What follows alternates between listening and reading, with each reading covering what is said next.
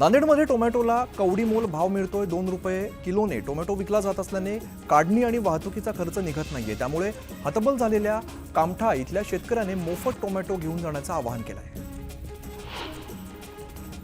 सांगलीत कृषी उत्पन्न बाजार समितीत नवीन हंगामातल्या हळद सौद्यांचा शुभारंभ पार पडलेला आहे। पहिल्याच सौद्यामध्ये हळदीला 21,100 प्रति क्विंटल उच्चांकी दर मिळाला आहे।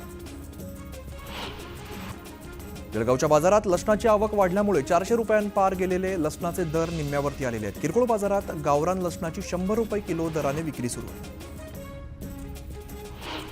सोयगाव तालुक्यातील कंकराळा इथे शेतकऱ्याने 70 दिवसात बटाट्याची लागवड करत लाखोंचं उत्पादन घेतलेलं आहे। पारंपरिक पिकांना फाटा देत नाविन्यपूर्ण शेती शेतकऱ्याने केलेली।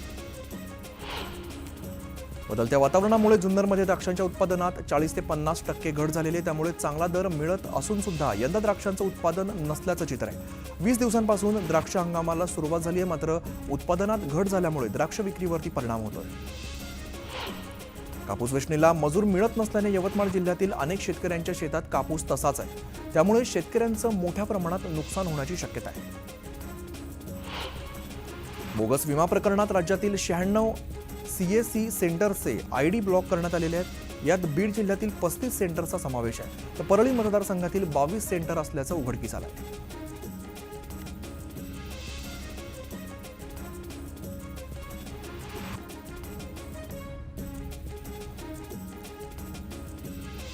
छत्रपती संभाजीनगरच्या तापमानात दिवसेंदिवस वाढ होते। तापमानात सरासरीच्या तुलनेत 4 अंशांपर्यंत वाढ झालेली असून जिल्ह्याचं कमाल तापमान हे 34 अंशांवरती पोहोचलं आहे। शिक्षण विभागाच्या स्टुडंट पोर्टलवरती नोंद असणारी शाळाबाह्य मुलांची आकडेवारी लाखात असल्याची माहिती मिळते। यामध्ये छत्रपती संभाजीनगरमधील 58,689 विद्यार्थ्यांपैकी 5,351 विद्यार्थी शाळाबाह्य तर 52,718 मुलांची पुढील वर्गामध्ये नोंद नसल्याची बाब समोर आली आहे। यानंतर शाळांना ड्रॉप बॉक्सची माहिती देण्याच्या सूचना देण्यात आल्या। साताऱ्याच्या लोणंदमध्ये शरद कृषी महोत्सव भरवण्यात आलेला आहे। या प्रदर्शनात जगातील सर्वात बुटकी म्हैस ठेवण्यात आलेली आहे। राधा या बुटक्या म्हशीची उंची फक्त 3 फूट तर वजन हे 314 किलो आहे। या राधाला पाहण्यासाठी नागरिकांनी मोठी गर्दी केली आहे। आर्थिकदृष्ट्या सक्षम असलेल्या महिलांना लाडकी बहीण योजनेचा लाभ सोडावा असं आवाहन सरकारकडून करण्यात आलं होतं। दरम्यान वाशिममध्ये 4 महिलांनी या योजनेचा लाभ सोडलाय। वाशिम जिल्हा महिला व बालविकास विभागाकडून ही माहिती देण्यात आली। सोलापुरात उभारण्यात येणाऱ्या माता रमाईच्या पुतळ्यात विसंगती असल्याचा आरोप करत डॉक्टर बाबासाहेब आंबेडकर मध्यवर्ती जयंती उत्सव समिती आक्रमक झालेली आहे। या संदर्भात महापालिका आयुक्तांना निवेदन देण्यात आलेलं असून मूळ प्रतिकृती उभारली जावी अशी मागणी केली। माघी एकादशी निमित्ताने पंढरपुरात मोठा सोहळा होणार आहे। दरम्यान विठ्ठल रुक्मिणी मंदिर समितीकडून भाविकांना दर्शन रांगेत चहा, नाश्ता, जेवण, विश्रांती कक्ष या सगळ्या सुविधा दिल्या जाणार आहेत। माघ शुद्ध एकादशीचा सोहळा 3 दिवसांवरती येऊन ठेवलेला आहे, मात्र चंद्रभागेच्या पाण्याच्या पातळीमध्ये कमालीची घट झालेली आहे। बहुतांश नदीपात्रात शेवाळ पसरलंय। भाविकांना याच शेवाळयुक्त पाण्यात स्नान करावं लागतंय। बुलढाण्यात चोरट्यांचा ATM फोडण्याचा प्रयत्न फसलेला आहे। चोरट्यांचं मनुष्यबळ कमी पडल्याने त्यांची ATM उचलताना दमछाक झाली। यावेळेला मशीन तिथंच सोडून चोरट्यांनी पळ काढलाय। चंद्रपूरच्या भद्रावती शहराजवळ सुरू असलेल्या रेल्वे उड्डाणपुलाचं काम रखडलेलं आहे। गेल्या वर्षभरापासून या पुलाचं काम थांबलंय। त्यामुळे नागरिकांना त्रास होत असून तात्काळ हा प्रश्न मार्गी लावण्याच्या सूचना केलेल्या आहेत। सिल्लोडच्या डॉक्टर बाबासाहेब आंबेडकर चौकातील मुख्य रस्त्यावरती मोठे खड्डे पडलेले आहेत। त्यामुळे या परिसरात अपघाताचं प्रमाण सुद्धा वाढलेलं आहे। खड्ड्यातून मार्ग काढताना वाहन चालकांना कसरत करावी लागते। बेटी बचाओ बेटी पढाओ अभियानाला 10 वर्ष पूर्ण झाल्यानिमित्ताने सिंधुदुर्गात महिला पोलिसांनी बाईक रॅली काढलेली। सिंधुदुर्ग जिल्हा पोलीस अधीक्षक कार्यालयात आणि महिला बाल विकास विभागाच्या वतीने या रॅलीचं आयोजन करण्यात आलं होतं। नागरिकांच्या सुरक्षिततेसाठी धाराशिव जिल्ह्यामध्ये प्रत्येक ठिकाणी CCTV बसवले जाणार आहेत। पहिल्या टप्प्यात 7,000 कॅमेरे बसवण्यात येणार असल्याची माहिती धाराशिवचे पोलीस अधीक्षक संजय जाधव यांनी दिली।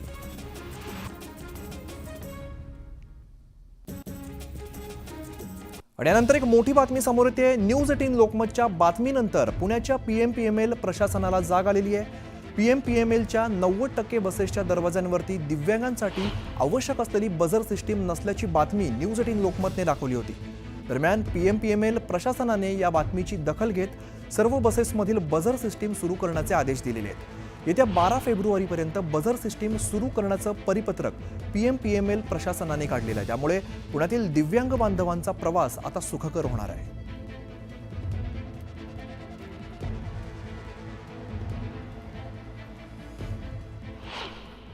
साईबाबा संस्थान कर्मचाऱ्यांच्या कामाच्या वेळेमध्ये बदल करण्यात आलेला आहे. दुहेरी हत्याकांड प्रकरणाची गंभीर दखल घेत साई संस्थानने हे पाऊल उचललेलं आहे. पहाटे 4 ऐवजी आता सकाळी 6 वाजल्यापासून कर्मचाऱ्यांचं कामकाज सुरू होणार आहे. सिद्धिविनायक मंदिराप्रमाणे तुळजाभवानीच्या मंदिरात सुद्धा ड्रेस कोड लागू करण्याची मागणी महाराष्ट्र मंदिर महासंघानं केलेली आहे. पाश्चिमात्य कपडे घालून मंदिरात येणाऱ्या भक्तांवर निर्बंध लावण्याची मागणी महासंघानं केलेली आहे. मागणी मान्य न झाल्यास आंदोलनाचा इशाराही दिला आहे. कृषीमंत्री माणिकराव कोकाटे यांचं व्हॉट्सअप हॅक झालेलं आहे. PM किसान योजनेच्या बनावट ॲपद्वारे व्हॉट्सअप हॅक झाल्याची माहिती समोर आलेली असून बाब लक्षात येताच संबंधित ॲप तात्काळ हटवण्यात आले. भगवानगडाचे महंत नामदेव शास्त्री महाराजांचं देहूमध्ये भंडारा डोंगरावरती होणारं कीर्तन अखेर रद्द करण्यात आलेलं आहे. 7 फेब्रुवारी रोजी हे कीर्तन होणार होतं, मात्र मराठा समाजाच्या विरोधानंतर नामदेव शास्त्रींचं कीर्तन रद्द केलं आहे.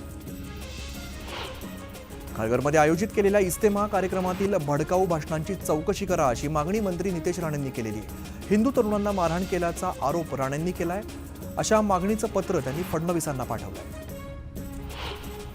नंदुरबारमध्ये चेन्नई जोधपूर एक्सप्रेसमध्ये जागेच्या वादातून एकाची हत्या झाली. या प्रकरणी लोहमार्ग पोलिसांनी 2 मुख्य आरोपींना जेरबंद केलेला आहे.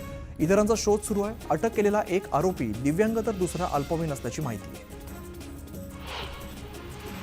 आयटक संघटनेशी संलग्न असलेल्या अंगणवाडी आणि बालवाडी युनियनच्या सेविकांनी वाशिमच्या जिल्हाधिकारी कार्यालयासमोर धरणं आंदोलन केलेलं आहे. अंगणवाडी सेविकांना किमान वेतन कायद्यानुसार वेतन देण्यात यावं, तसंच सेविकांना पेन्शन लागू करावी या मागणीसाठी आंदोलन करण्यात आलेलं आहे.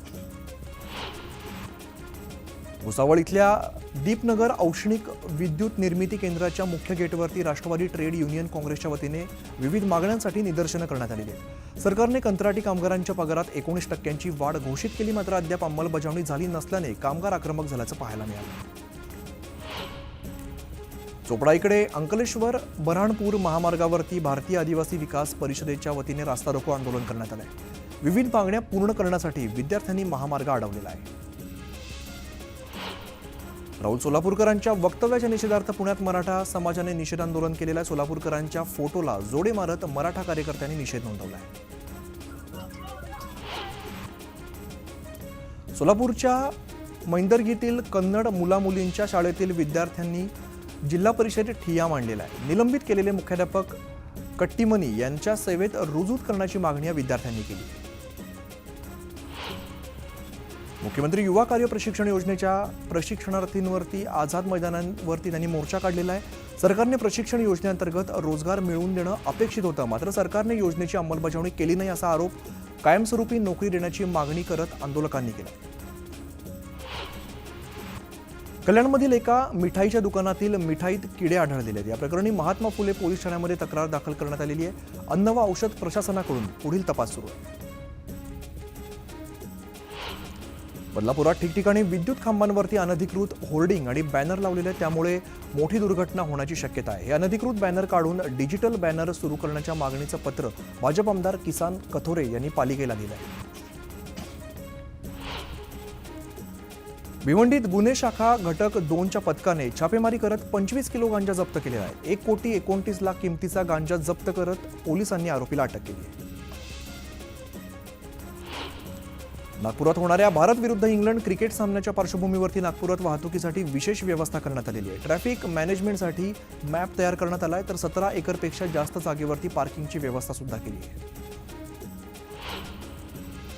आतापर्यंत महाराष्ट्रात 98 लाख सदस्य नोंदणी करण्यात आलेली आहे, पण 15 तारखेपर्यंत 1.5 कोटींचा टप्पा पार करायचा आहे अशी डेडलाईन मुख्यमंत्री देवेंद्र फडणवीसांनी भाजपाच्या आमदार खासदारांना दिली आहे.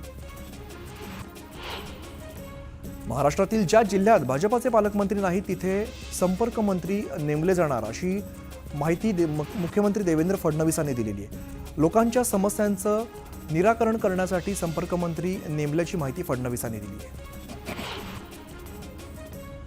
मुख्यमंत्री वर्षा बंगल्यावरती का जात नाहीत असा सवाल राऊतांनी केलेला आहे. वर्षा बंगल्याच्या आवारात कामाख्या देवीला कापलेल्या रेड्याची शिंग पुरलेली आहेत अशी माहिती तिथल्या स्टाफकडून मिळाली आहे. मुख्यमंत्री टिकू नये यासाठी हे केल्याचा खोचक आरोप राऊतांनी केला आहे. आणि एक महत्त्वाची बातमी समोर येते. जामिनानंतर सूरज चव्हाण मातोश्रीवरती गेलेले आहेत. आदित्य ठाकरे सूरज चव्हाणांची गळाभेट बघायला मिळाली. तर खिचडी घोटाळ्या प्रकरणी सूरज चव्हाणांना आता जामीन मंजूर झालेला आहे. तर आपण बघतोय जामीन मिळाल्यानंतर सूरज चव्हाण हे मातोश्रीवरती गेलेले आहेत. आदित्य ठाकरे आणि सूरज चव्हाण यांची गळाभेट बघायला मिळालेली आहे. सूरज चव्हाण यांनी मातोश्रीवरती जात आदित्य ठाकरेंची भेट घेतलेली आहे. तसंच खिचडी घोटाळ्या प्रकरणी सूरज चव्हाण यांना जामीन मंजूर झालेला आहे. या क्षणाची आपण मोठी बातमी बघतोय. जामीन मिळाल्यानंतर सूरज चव्हाण हे मातोश्रीवरती दाखल झालेले आहेत. त्यांच्यावरती खिचडी घोटाळ्याचा त्यांच्यावरती आरोप आहे आणि या प्रकरणी सूरज चव्हाण यांना आता जामीन मंजूर झालेला आहे. त्या जामीन मिळाल्यानंतर सूरज चव्हाण हे मातोश्रीवरती गेलेले आहेत. अधिक माहिती देत आहेत आमचे प्रतिनिधी उदय जाधव. उदय, जामीन मिळाल्यानंतर सूरज चव्हाण हे थेट मातोश्रीवरती गेलेले आहेत. काय अधिकची माहिती आहे? आपण पाहतोय की मुंबई महापालिकेतील जे खिचडी घोटाळ्याचा आरोप वारंवार करण्यात आला आहे. खिचडी घोटाळ्यामध्ये जवळपास युवा सेनेचे सचिव आणि शिवसेनेचे सचिव सूरज चव्हाण हे जवळ 1 वर्ष जे आहेत ते अटक होते त्यांना आता अखेर जामीन जो आहे तो मिळालेला आहे. जामीन मिळाल्यानंतर कोर्टातून थेट सूरज चव्हाण हे मातोश्रीवरती पोहोचलेले आहेत. मातोश्रीवरती पोहोचल्यावर युवा सेना प्रमुख आदित्य ठाकरे यांची त्यांनी गळा भेट घेतली. अतिशय भावूक झालेले आपल्याला पाहायला मिळतात आणि अतिशय एक भावनिक भेट जी आहे ती आपल्याला या व्हिडिओमध्ये पाहायला मिळते आहे. आदित्य ठाकरे आणि सूरज चव्हाण अतिशय जयवरून आल्याचं आपल्याला पाहायला मिळते. या दोघांची भेट झालेली आहे आणि भेटीनंतर त्यांनी पक्षप्रमुख उद्धव ठाकरे यांची देखील भेट घेतली असल्याची माहिती मिळते. सूरज चव्हाण गेले वर्षभर तुरुंगात होते, त्यामुळे त्यांची तब्येती जी आहे ती देखील अतिशय खालावलेली आहे. मात्र आता तुरुंगातून बाहेर आल्यानंतर पुन्हा एकदा पक्षामध्ये सक्रिय होणार का याबद्दल निश्चितच त्यांची चर्चा झालेली आहे. मात्र आपण पाहतो आहोत थेट व्हिडिओ जो सूरज चव्हाण हे थेट मातोश्रीवरती पोहोचलेले आहेत. त्यांना जामीन मिळाल्यानंतर आणि त्यांनी थेट युवा सेना प्रमुख आदित्य ठाकरे यांची गळा भेट घेतल्याचं आपल्याला पाहायला मिळते.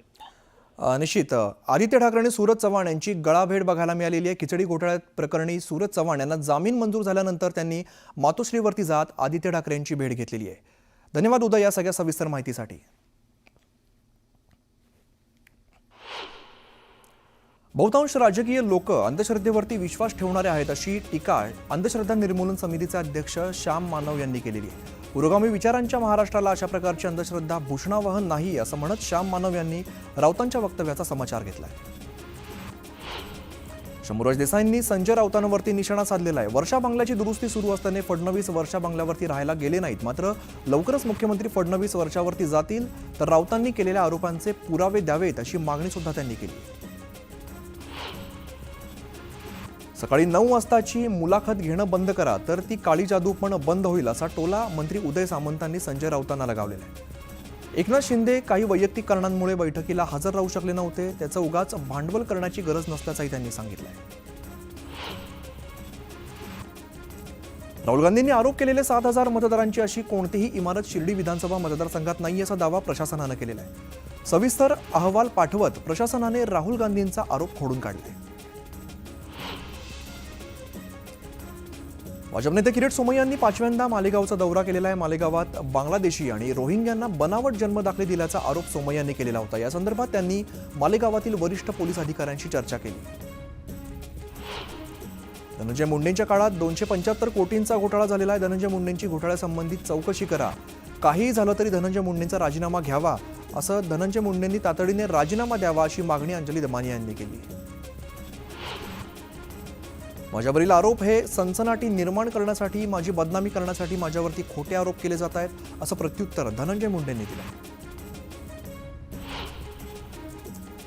नॅनो युरिया, नॅनो DAP सह 5 वस्तू खरेदीत भ्रष्टाचार झाल्याचा आरोप अंजली दमानिया यांनी केलेला आहे. मुंडेंच्या काळात 90 रुपयांची नॅनो युरियाची बाटली 220 रुपयांना खरेदी केली. कापूस साठवणुकीच्या बॅग खरेदीत 42 कोटींचा गैरव्यवहार झाला असा आरोप सुद्धा दमानिया यांनी केला आहे. आणि सगळ्या वेगवान बातम्यांनंतर एक छोटासा ब्रेक घेतो. लगेचच परत येतो. पाहत राहा न्यूज 18 लोकमत.